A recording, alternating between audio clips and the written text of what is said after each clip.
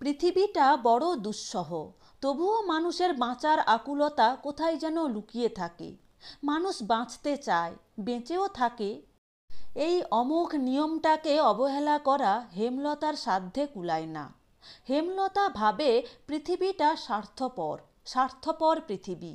ভাবতে ভাবতে তলিয়ে যায় একটা তাজা মূল্যবোধ খোঁজে।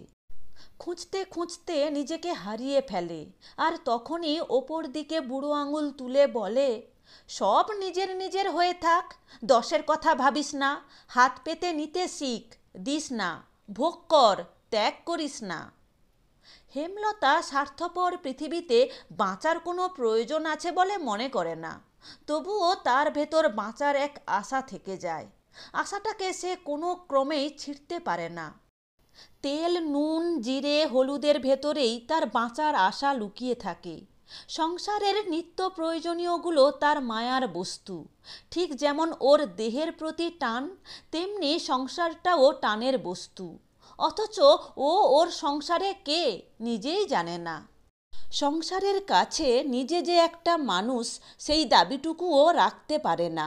দাবিহীনতা ওকে ভীষণ একাকী করে তোলে।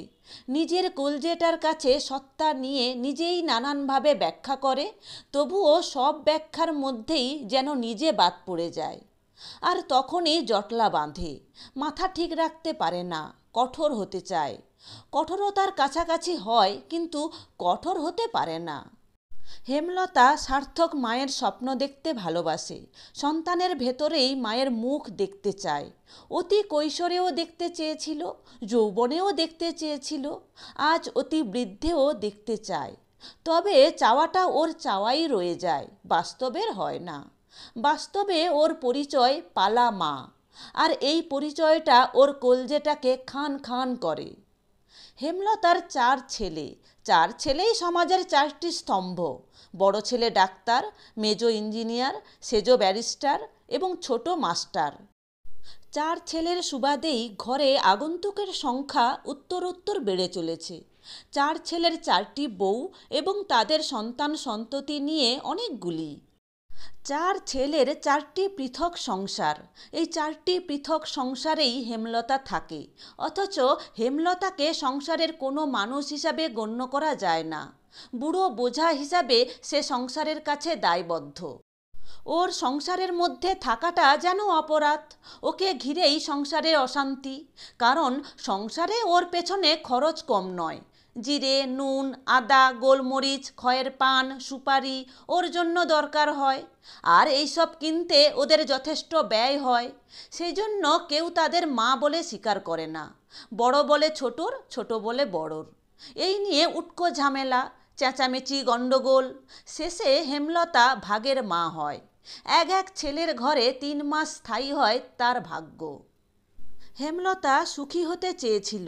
সুখের কথা মনে এলেই স্বামীর কথা মনে আসে। ছোট্ট একটা কুঁড়োয় বসে ওরা সুখের স্বপ্ন দেখত। এক ঘর মানুষের স্বপ্ন, সেই ঘরের ভেতর স্বাধীনতা, ইংরেজদের দাসত্ব মুক্তি। স্বপ্ন দেখতে দেখতে ওরা আনন্দে হারিয়ে যেত। আর এই রকম স্বপ্ন দেখার জন্যই হেমলতাকে অনেক ক্ষতি স্বীকার করতে হয়েছে। ভগবানপুর থানায় আগুন লাগাতে গিয়ে ইংরেজদের তোপের মুখে স্বামীকে প্রাণ দিতে হয়েছে। হেমলতাকে নেটিভ পুলিশের চোখের সামনে নির্ভীক চিত্তে জাতীয় পতাকা ওড়াতে হয়েছে। আর পাওনা হিসাবে পেয়েছে ইংরেজ পক্ষের বুলেট লাথি। এই সব কথা স্মৃতি হলেই হৃদয়টা পাষাণ হয়ে যায়। পিপিলিকার শাড়ি বন্দে মাতরম বলতে বলতে থানায় ঢুকছে। হঠাৎ এক ঝলক আগুন এসে ঝাঁঝরা করে দেয় স্বামীর বুককে। যেই মাটিতে লুটিয়ে পড়া, অমনি মুখ দিয়ে বেরিয়ে আসে তাজা রক্ত। রক্তের মাটি, মাটির রক্ত। তবুও চারপাশের সঙ্গে লড়ে যেতে হয়। সেদিন স্বামীর মৃত্যু সংবাদে হেমলতা হেসেছিল। সাদা কাপড় পরতে ওর গর্ব হয়েছিল। হাতের শাঁখা হাসতে হাসতে খুলে ফেলেছিল নদীর জলে। আর মনে মনে ভেবেছিল সে শহীদের স্ত্রী। আজ সন্ধ্যা থেকেই গায়ে কম্বল জড়িয়ে নতুন লেপের উপর বসে আছে হেমলতা। শীতের রাত, বড় বেশি শৈত্যপ্রবাহ, হিমযুক্ত কুয়াশা চারিদিকে, সাঁই সাঁই করে এদিক ওদিক বাতাস বয়। তাতে শীতটা আরও জাঁকিয়ে পড়ে এবং কষ্টটা আরও বেড়ে যায়। প্রকৃতির নির্মমতা ওকে গ্রাস করে। মনে মনে প্রার্থনা একটু হালকা বাতাসের। বাজার থেকে কিনে আনা নতুন লেপটা আজ ওর জন্য পেতে দিয়েছে ছোট বৌমা। আর সেটা খানিক স্বার্থপরতা। বাপের বাড়ি থেকে কেউ এলে লেপের দরকার হয়, সেই জন্যই নিয়ে আসা লেপটা। কিন্তু সেটা এনেই তুলে রাখা যায় না, ব্যবহার করার প্রয়োজন, যাতে করে মসৃণতা পায়, তুলোটা বসে। সেজন্য হেমলতা এখন গড়াগড়ি দিয়ে মসৃণতার কাজটা করছে। কপাট খোলার শব্দ শুনে দরজার দিকে তাকালে দেখতে পেল ছোট বউ রাতের খাবার এনেছে। হেমলতার জন্য এটুকু বাড়তি কাজ করতে হয়। রাতে রুটি খায় আর খাবারটাকে এই ঘরে পৌঁছে দিতে হয়। খাবারের দিকে তাকাতেই মনটা খুশিতে ভরে যায়। রুটির পাশে বাটিতে পায়েস এনেছে, তাহলে পায়েস করেছে। কিন্তু সঙ্গে সঙ্গে মনটা বিষণ্ণতায় ভারী হয়। পায়েসটাই তার বিষণ্ণতার কারণ। বৌমা পায়েস করেছে হেমলতার জন্য। এই পায়েসই হেমলতাকে এক সংসার থেকে আরেক সংসারে নিয়ে যায়। তার মানে ছেলেরা পায়েস খাইয়ে তার সংসার থেকে বিদায় জানায় মাকে। রাতে পায়েস খেয়ে পর প্রভাতে অন্য ছেলের ঘরে 3 মাস থাকার ছাড়পত্র। আজ পায়েস আসাতেই হেমলতা বুঝে যায় ছোটর পালা শেষ। কাল থেকে বড়র মা হবে হেমলতা। কম্বল মুড়ি দিয়ে শুয়ে পড়ে, চোখের ঢাকনা বুজাতে চায়, কিন্তু চোখ তা মেনে নেয় না। বাধ্য হয়ে গুঁড়ি মেরে পড়ে থাকে। দেওয়ালে একটা জিভ টিকটিক করে ওঠে। হেমলতা ধরপড়িয়ে উঠে বসে। জিভটার অবস্থান নির্ণয় করতে চায়, চারিদিকে চোখ ঘোরায়, খুঁজে পায় না। দেওয়ালের গা ঘেঁষে উঠে দাঁড়ায়, পায় না। দেওয়াল ঘেঁষে ঘেঁষে এগিয়ে যায়, ঘুলঘুলির কাছে যায়, জানলার কাছে যায়, পায় না। অথচ জিভটাকে দেখার জন্য ভেতরে ভেতরে মরিয়া হয়ে উঠছে। দেখা হলে ভাব করত, কথা বলতো, ওর দুঃখের কথা শুনতো, নিজের কথা জানাতো। বসে পড়ে, বসতেই আবার টিকটিক। হেমলতা আর ওঠে না। জিভটার প্রত্যুত্তর ফিরিয়ে দিয়ে বসে বসেই শব্দের অবস্থা খোঁজে। দূরে একটা পাখির ডাক শুনে হেমলতার মনে ফুর্তি আসে।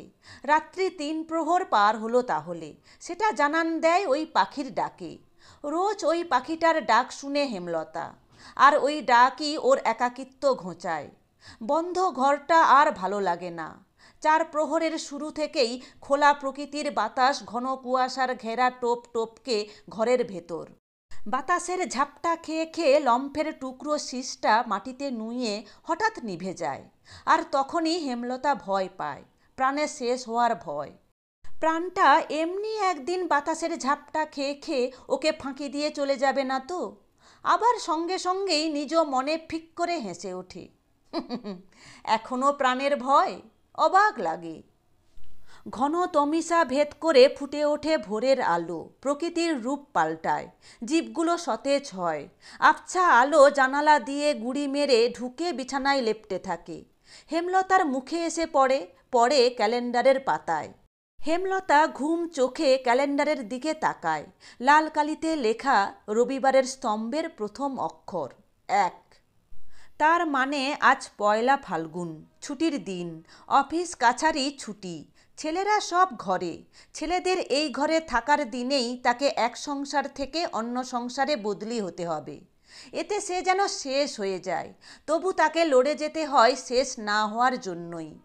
একটা তিক্ত শব্দ আসে কানে, রেডিও কিংবা টেপের। তাহলে বড় নাতি টেপ বাজাচ্ছে। হেমলতার বিরক্ত লাগে। প্রথম সকাল, এই সময় সাধনা করতে হয়। না পারিস তো দেশ নিয়ে গান কর, তা না টেপ বাজাচ্ছে। মোলো যা।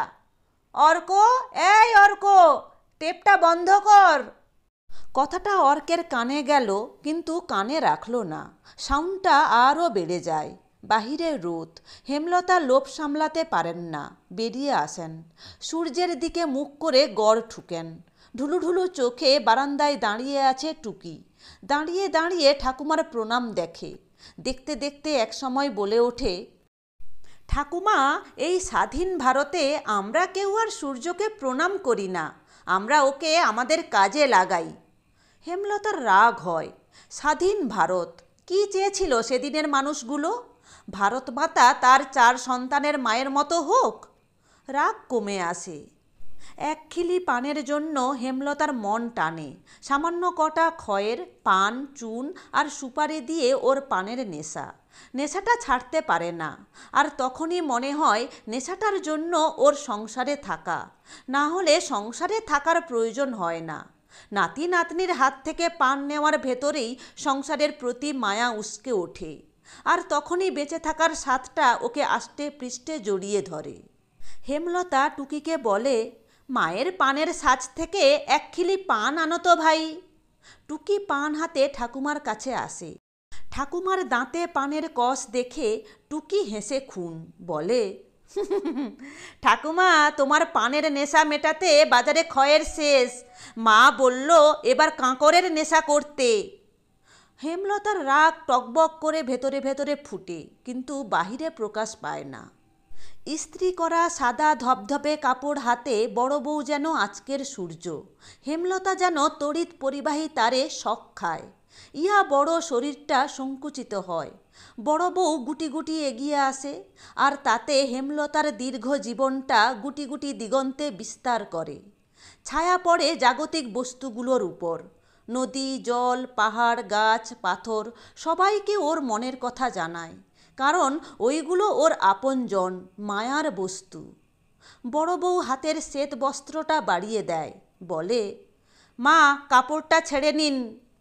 হেমলতা একটা দীর্ঘশ্বাস সংসারের সর্বাঙ্গে ছড়িয়ে দেয়। নিঃশ্বাসের অদৃশ্য বাষ্পকণাগুলো তীব্র বেগে ছুটতে থাকে। বলে, যেতে যখন হবে দাও।